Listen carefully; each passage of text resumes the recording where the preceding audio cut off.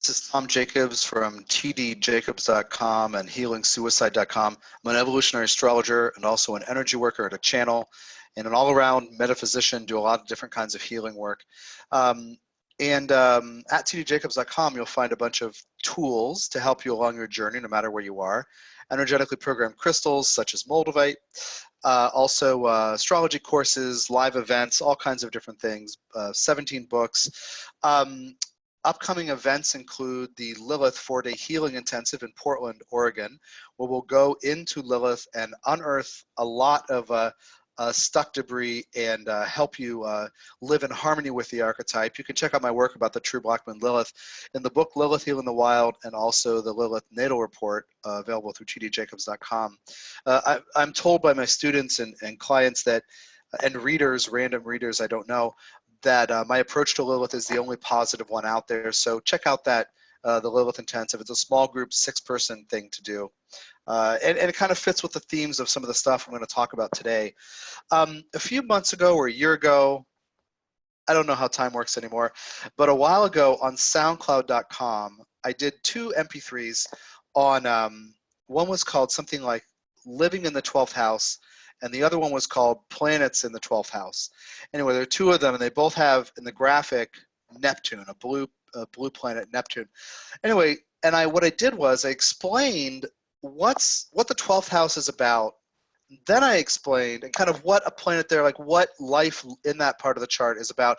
Because the 12th house is one of those houses where people don't really understand it, and it's easy to misunderstand and feel powerless there. And then I did an MP3 on planets in the 12th house, like if you have Sun, if you have Moon, Mercury, Jupiter, Pluto, whatever, using the major planets. Anyway, so I'm going to do the first part of that on the 8th house today. What is the 8th house about? It's another water house, and it's a house where I feel, you know, when I talk to students and clients, I feel it's easy to, I'll say it this way, it's easy to misunderstand what the 8th house is really about. So I'm going to offer you my perspectives on it. And of course, this does edge into Plutonian material, which I do specialize in and teach quite a lot as an evolutionary astrologer. I think the water houses 4, 8, and 12 are hard to deal with sometimes because so much emotion and sensitivity is part and parcel of the experience. So like in the 4th house, it's our inner foundation, and it's our vulnerable inner children. It's our psychological base and our roots and our family history, and how when we're children, you know, we grew up to be adults, but how that kid is still with us, and, you know, our patterns of nurturing. And that can be, you know, that's not logical, you know, that's watery, and that's, you know, so there's some like stuff in there. In the 8th house, there's some confusion that can occur. How can I live in a healthy way given the reality of emotion? In the 8th house, there's a depth to it that is not part and parcel of everyday reality. So I'll explain more about that. And so it's hard to sometimes understand how to navigate what happens in the 8th house and what the deal is. And then the 12th house, of course, because weird stuff happens, because synchronicities happen, because we are caused to lose control or to have to surrender, and that's hard for you know, little humans with our fragile egos and our personalities and our desires and preferences. I did actually, speaking of the 12th house and Pluto in the 12th house, I did an MP3 on SoundCloud yesterday, which is called a Donald Trump Update, Pluto in the 12th house, and the inevitability of submission. So anyway, check out what I have on SoundCloud. There's a couple hundred files there, including the archives of the Soul's Journey radio show I did several years ago, which covers quite a lot of ground. Okay, so the 8th house. What we think about with the 8th house, and often, you know, what's on the tip of our tongues, having studied astrology, and it's not wrong, but it's not the whole story, is sex, death, and other people's money. So intimacy, where we know others' secrets and they know our secrets, and where our deepest heart of hearts are triggered by others. You might say a deepest heart of heart is a 4th house kind of idea, the house of the moon. But then in the 8th house, it's where we experience our deepest heart of hearts with the deepest heart of hearts of another. So there's kind of an extension into this togetherness idea as Scorpio, the 8th house, you know, is related to intimacy, connection, therefore relationships of various kinds. What happens with the eighth house, sorry, I'm going to mix that up sometimes. What happens in the eighth house is we become vulnerable. And one of the secrets to the eighth house, which is what I really want to, which is the motivation for telling you this story today. And I consider it not just a trick or a tip, but the key to the whole thing. In order to express or live with a planet in the eighth house, you have to become vulnerable. Now, on a day-to-day basis, we don't show our eighth houses to anybody. We might rarely show our fourth, eighth, 12th houses to anybody. That softer side, our emotions, our needs, or whatever. So in the eighth house, to get anything done, you have to be vulnerable, which means you're susceptible to being hurt and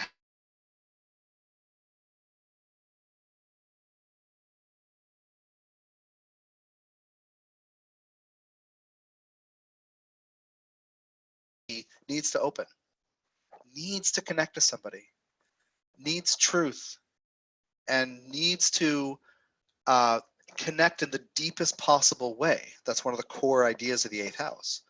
The seventh house is where we shake hands, and I find out if you're like a Beatles or a Stones person, like I find out, you know, what you like, and you hear what I like, and we learn about each other. Do we like each other? You know, like we learn that. In the eighth house, things get very deep, and we start to enter into each other's vulnerable terrain, our deep psychological terrains. Like I said, fourth house might be your heart of hearts, but the eighth house is where your heart of hearts meets the heart of hearts of another. So we have to become vulnerable, and yet we will then be sensitive to being hurt. This is inevitable. So a lot of people with planets in the eighth house, like I said, I'm going to keep doing that. A lot of people with planets in the eighth house don't want to open. They're not sure if they can trust, or if they should, or if it's safe to let others see their heart of hearts, or see them in a vulnerable place, or admit their needs, or acknowledge what is difficult in their psyche to deal with. So in the eighth house, you have to open, but you're afraid to open. That will be normal if you are afraid. You will meet eighth house people who are courageous, who take everything in stride, who are grounded, who have great boundaries, who don't project garbage all over each other. And ultimately, anybody with eighth house planets can get there. But the process of becoming mature in the eighth house involves being triggered by other people. So again, you can't get anything done in the eighth house if you're not vulnerable to being affected deeply by others. This is a house of transformation together. But it's also the house where you find out what is going on in your unconscious or subconscious even. What's going on, we should say, under the surface, we could say. You can't find that out if with a planet in the eighth house without someone else. So this is the logic of the eighth house. Can't get it done unless I'm open. Can't learn, heal, release, evolve this part of my psyche, this planet in the eighth house, without being triggered or affected deeply by another person. So if you know people, or if you are one, you know that when you're hurt deeply, you don't want to do it again. You don't want to experience that. You know, if you're a person or if you've ever known one, you know, pain hurts. We don't want to experience what naturally happens in the eighth house. Now, it doesn't mean if you have a planet in the eighth house, you are guaranteed or you are doomed to deep pain. But it's part of the learning process. You can shut down. You can either not be hurt and shut down because you know, right? Because you know people, you've met humans, or you can be burned or betrayed or lied to or cheated on or stolen from or whatever, manipulated, abused, power over power under dynamics, whatever in the eighth house, and then shut down. But you can also shut down without even opening and trying, right? But then this 12th of your chart and this part of your psyche, if you have a planet there, it's cut off. So the perception is that one can protect oneself by not being vulnerable. But then this part of you is cut off. So that doesn't work. So I can't open because that costs too much. I keep, maybe people with planets in the 8th house maybe sometimes keep drawing, or some of them will draw patterns of abusive or controlling or manipulative behavior, or lies or cheaters or whatever. People who are self-destructive, people who don't know how to deal with their deep feelings, right? People who are blaming and projecting. I'm going to get into that a little more here in a minute. And the patterns can make someone with a planet in the 8th house say, enough, I don't need this. This is garbage, this constant pain or this recurring problem. This doesn't work. Why do I deserve this? I don't deserve it. But again, if you have a planet in the 8th house, you are vibrating a need to have someone activate it through some kind of trust scenario, some kind of intimacy, which doesn't have to involve sexuality, but of course, if you know people, that happens. Or if you are one, that happens. Trust, confiding in people, right? So this whole process hinges on becoming open, but everybody with a planet in the 8th house has likely been burned. So one of the secrets of the 8th house is that everything can be healed. Think of the archetype, or the mythological archetype of the phoenix rising from the ashes. The way I've said it lately, kind of in a joking fashion, is, oh, what a great and noble bird rising from the, evidence of its own destruction. This kind of really melodramatic, heroic kind of thing. I think I hear trumpets in the background. But the truth is, it really sucks to get burned alive. It sucks to get burned. So you can rise from the ashes, but you have to acknowledge that ashes may occur. Fire may occur. So feeling burned through some of these painful scenarios is sometimes the only way to grow, or to be inspired to grow, with a planet in the 8th house. So this is crucial to understand. Some people with these patterns, these recurrent patterns of relationship issues or whatever, friendship or love, sexual romance relationships, or spouses even, some people with those patterns will feel doomed and, like I said, close down and not want to open and feel it costs too much.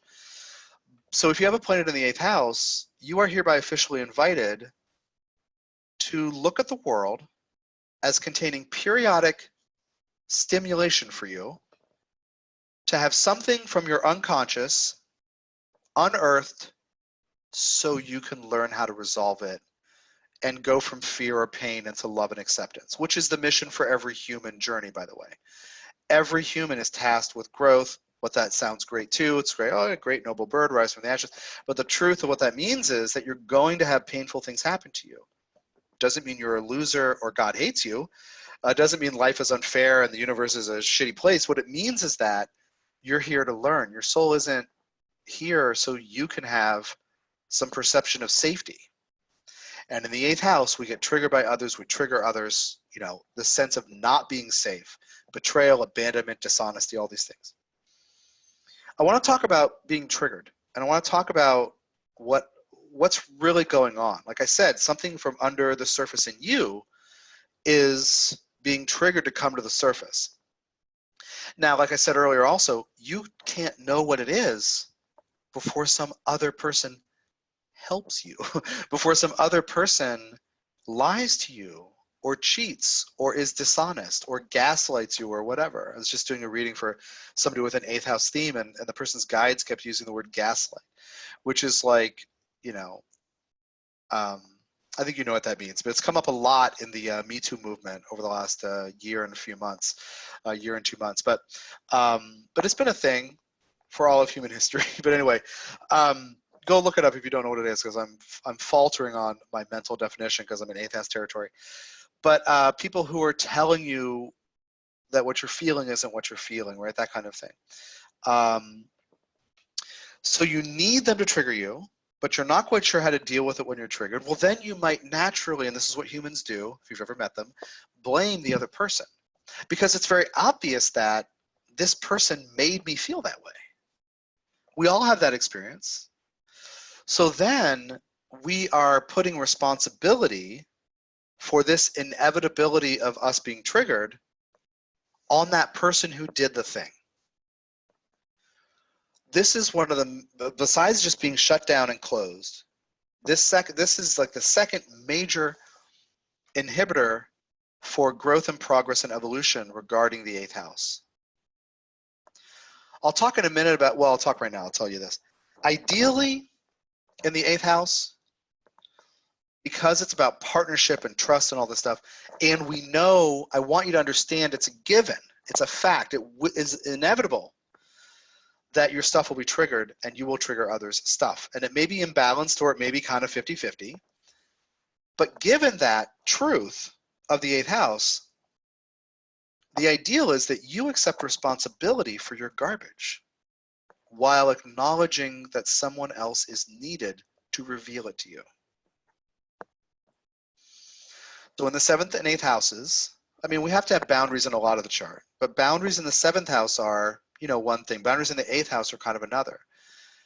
If I trust you, if I'm vulnerable with you or toward you, or vice versa, one of us may trigger the other because that soft spot inside, that heart of hearts, is activated. So if you trigger me, let me not blame you for it.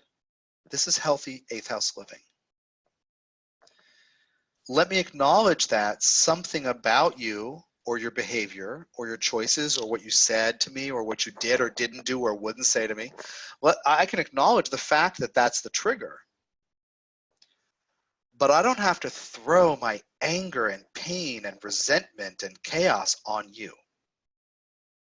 This is healthy partnership, healthy intimacy. I'm not the first one to talk about it, but in the context of an 8th house teaching to help you understand how better to live with planets in the 8th and how to understand other people's planets in the 8th house who might be in your life, that this is a level of maturity that I've almost never heard astrologers talk about. You're going to get triggered. That's a spiritual truth in the 8th house. Like I talked about in the Trump MP3 yesterday, it is inevitable that people with 12th house planets must surrender. I called the MP3 the inevitability of submission. How gloom and doom, right?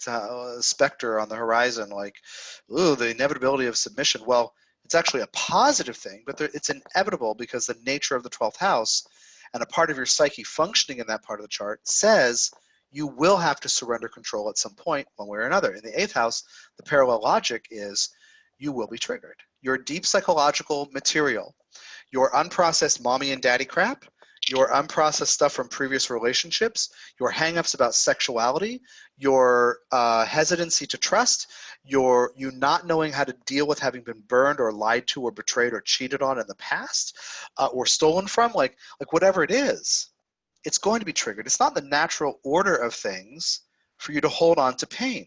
So the 8th house truth is that it will be triggered. So think about your history of being a human and how it has been so, to parts of you, it may have been obvious that the other person did something to you. And then consider that you can change how that energy works in your life by owning that deep under the surface thing needed to be seen by you. But again, you needed someone else to activate it. So again, you can't get anything of value done in the 8th house without opening to be vulnerable, and then you will be vulnerable to being heard. That deepest sensitivity and vulnerability to the behavior and choices of others, our energetic sensitivity. We are consciousness, right? We are energetic beings, and in the 8th house, that is wrapped up with intimacy and sexuality, right? So, kinds of things that get revealed through this dynamics. Let's just make a little list. I'll give you some ideas. I've mentioned keywords and key phrases so far, but I want to be clear that one of the kinds of things that may be triggered for you is how, like as an adult with an 8th house planet being affected by another, is how trusting or not trusting you felt as a child and any lingering debris related to that. Think about being a vulnerable child and absorbing an energy from somebody, even a projection or blame or guilt or something, or somebody else's emotion. You know, a kid absorbing somebody else's trauma or depression or feelings of inadequacy or blaming somebody else. Like you think about, you know, parents who might be divorcing or in a custody situation, a custody process, and one parent might badmouth the other, or both, right? Might do it if they're not feeling grounded and clear and open-hearted, and they're kind of at, you know, really feeling pressed and challenged. Or it could also be that they don't do it, but the kid can feel the energy in the eye of the one parent whenever the other parent's mentioned. You think about that kind of thing, right? Think about a kid who grows up in a house with somebody with a destructive, addictive pattern, self-destructive pattern, or a parent who, or a sibling who's depressed, or someone in the family is abused, whether by someone in the family or by someone in the outside world. All those things are energies that people carry under the surface, and in the 8th house, we may pick up things from other people.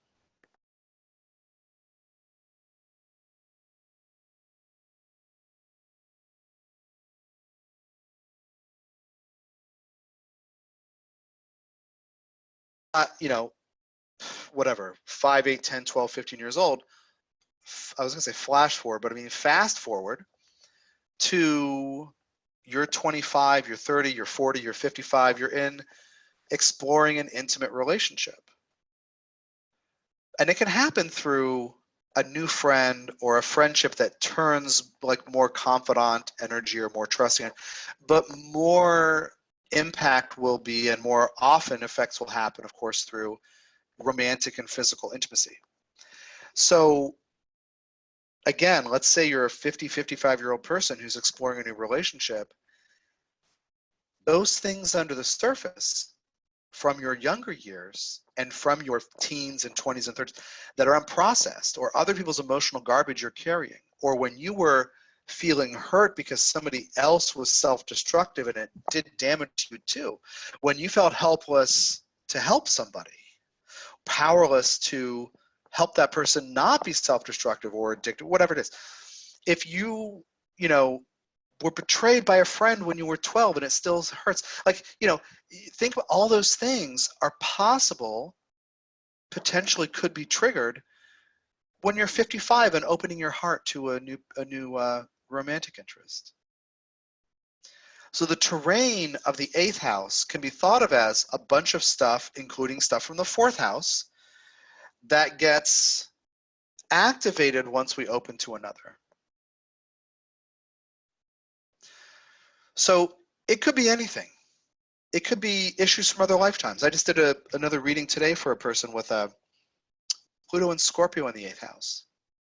And her guides said, it's retrograde, so she has to figure out the right way to trust and why bother, and basically to say no a lot, because people might come up to her and say, oh, you should trust me. And she has to figure out what are really the grounds of trust. That's part of her healing. And her guides said to her, your radar is fantastic, because a planet in the 8th house has amazing radar for under the surface or deep psychological undercurrents, also for subtext. And one of the missions of scorpionic, plutonic energy or 8th house planets is to make subtext text, to name the thing, right? Facing shadow work, naming a fear, naming an anger, naming an emotion, and learning to work with it consciously. And that's the function of Plutonian people. And a planet in the 8th house has a lifelong task of learning to do that with courage and confidence and compassion. So her guides kept saying, you have to realize you have amazing radar, but it's also perhaps covered over by defensiveness or self-doubt, because when you did trust, you got burned or whatever. And that's just kind of the terrain of that 8th house. So a planet in the 8th house says that you are tasked with learning how to trust, but it also says your radar is good for trust issues.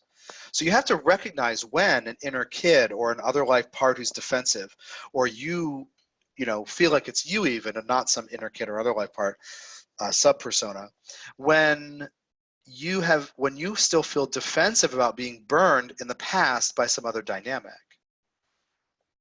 So successful life in the 8th house, fitting with this idea of not projecting on and blaming others. Successful life in the 8th house involves and includes, and some of us have to get there through an arduous, difficult process. But an ideal is you work on your stuff one by one as it's triggered by others without blaming them, and you learn to cycle through your own important psychological undercurrents without relying on others to make you feel safe or help you through it. Now I want to get into the part about the 8th house that includes relying on others.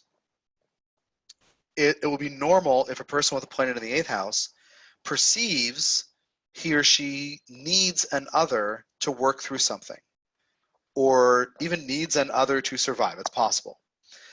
People with 8th house planets, those planets, that part of the psyche, feels normal when there is trusted partnership.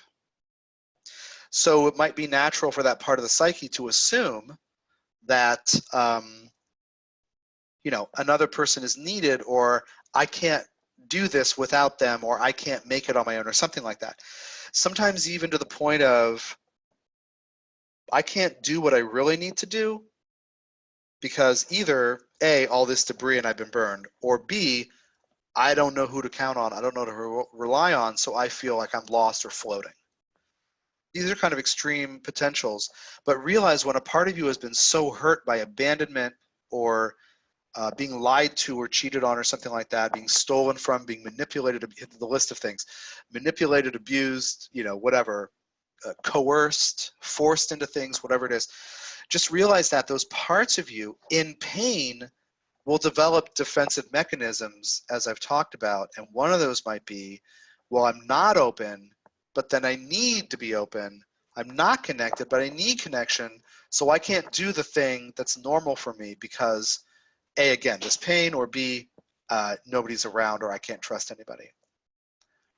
So again, the ideal, and this is where everybody with an 8th house planet can get to, is to take in stride being activated by others in sometimes painful ways. Sometimes it's wonderful ways.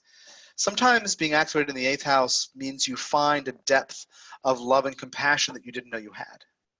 Sometimes it's having triggered in you a connection to a courageous part of you who knows that all things can be healed while having compassion for the fact it sucks to be burned alive. So there are many positives too, but as a counseling astrologer who does energy work and healing, I do focus on the negatives to give you ideas on how to turn them into positives. But there are many wonderful things about the 8th house too. So if you can look at trust issues, if you have a planet in the 8th house or you know somebody who does, look at trust issues and understand where you or somebody else might be coming from in not being willing to trust, or in feeling so burned that trust is not an option, or vulnerability is not an option. You know, you can rewrite that history and reframe how this works in your life by understanding you might get burned. You're human. You will get burned. You need to be pushed into pain and fear. Again, the soul's mission for every human life is to be into those difficult emotions so one can learn to heal it. And again, in the 8th house, another person is needed. Have those triggerings, to have that triggering take place. So if you have stuff in the 8th house and you want to understand it, I am doing, at least temporarily, at least through January of 2019, perhaps longer, 1 question, 15-minute readings, 1 or 2 questions. You can send me your idea and I'll tell you if it can fit in 15 minutes. But if you're like, just tell me what this Venus in the 8th house means, or what does it mean that my Pluto's in the 8th or my South Node or whatever, or I have a stellium in the 8th or whatever, you know, you can ask me 1 question things. You can check that out on the Consultations page at tdjacobs.com. And if you want to learn more about how I do astrology, get a Soul's Journey soundbite. I'll do an overview of your whole multi-life journey in 20 minutes. And also the Soul's Journey soundbite database is a great learning tool to understand these deep issues and how to work with changing karma, including 8th house stuff. So anyway, check out what I'm up to at tdjacobs.com and also healingsuicide.com. Thanks for your time and energy, and take care of yourself.